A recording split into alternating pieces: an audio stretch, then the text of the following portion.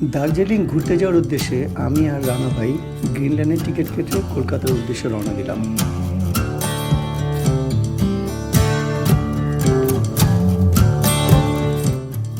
আমরা বেনাপোল পৌঁছে গেছি। এখন ইমিগ্রেশন করে আমরা বর্ডার পার হব। ইমিগ্রেশনে এসে দেখি অনেক বড় লাইন। প্রায় 2 ঘন্টা ইমিগ্রেশন শেষ করে আমরা আবার বাসে উঠলাম। এখন যাব কলকাতা শহরে।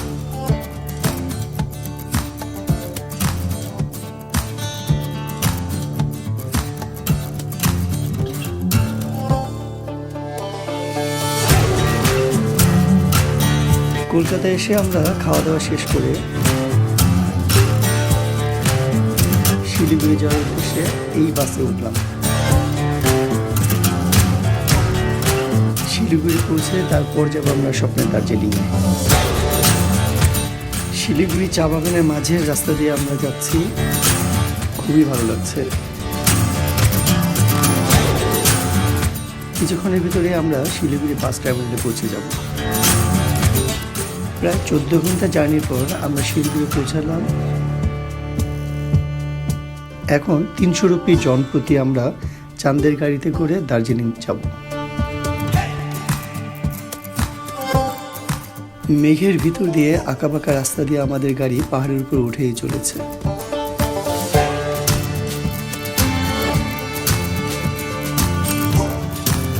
এটি হলো দার্জিলিংয়ের টয় ট্রেন। এটিতে করে দার্জিলিং শহর ঘুরে দেখা যায়। প্রায় 3 ঘন্টা জার্নির পর দার্জিলিং এসে পৌঁছালাম।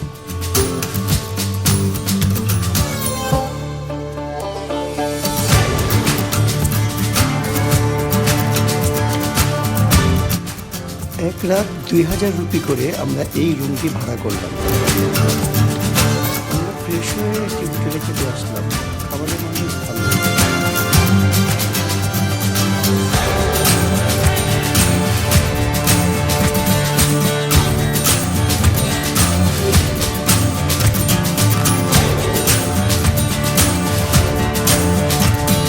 দেখছেন তো প্রচুর পর্যটক।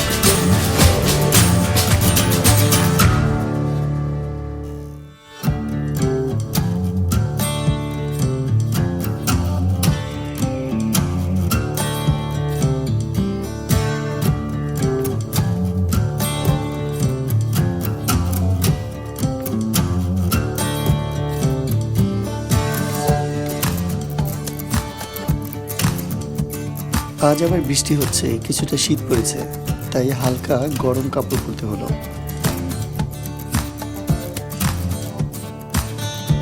মেল রোড, মেন পয়েন্ট, যেখানে সবাই আসে। এই জায়গাটায় রাত্রে এসে একটু সময় কাটায়। পরিবেশটা খুব সুন্দর, এখানে অনেক ঠান্ডা।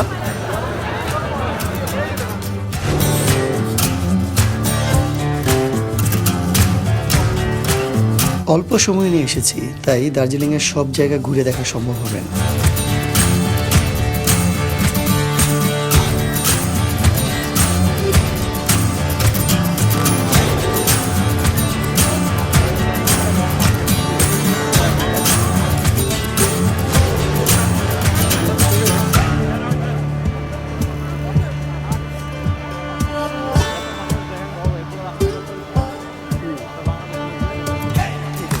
রাতের দার্জিলিং, এত পর্যটকের মিলন মেলা এসে খুব ভালোই লেগেছে।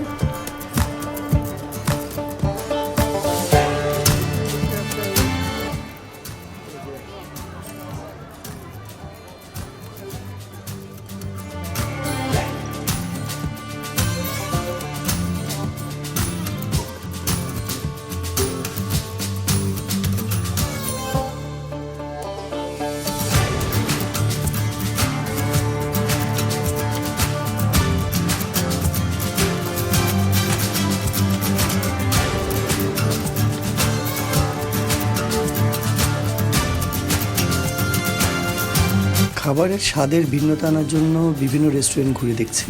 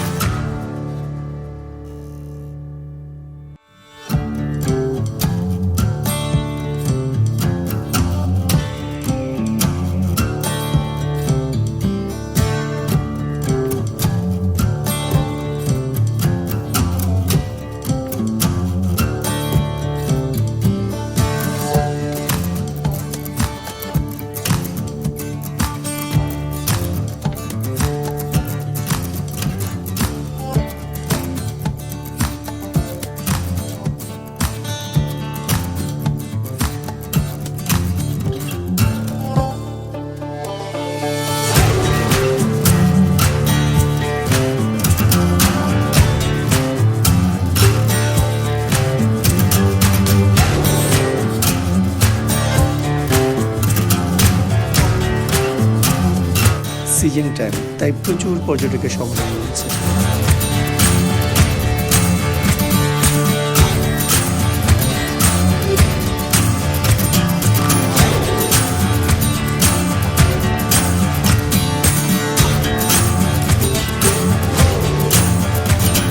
মনে হচ্ছে মেঘগুলি আমাদের সাথে সাথে হাঁটছে। দার্জিলিংয়ের এই জায়গাটা আমার খুবই ভালো লেগেছে। অল্প সময় নিয়ে আসায় শুধু শহরটাই ঘুরে দেখলাম।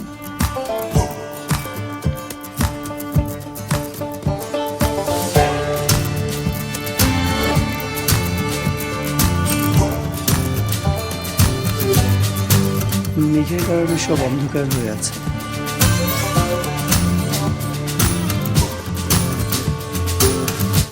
এভাবে মেঘের ভিতরে থাকা আসলে এখানে না আসলে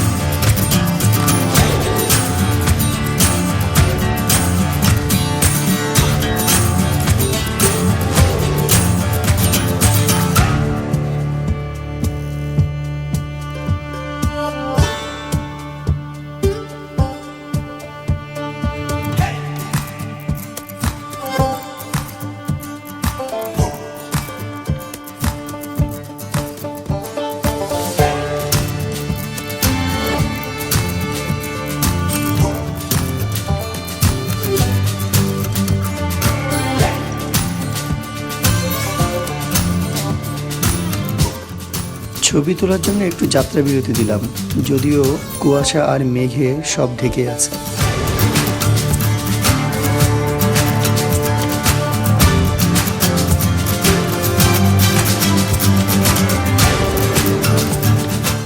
এবারের মতো দার্জিলিং ঘোরা শেষ।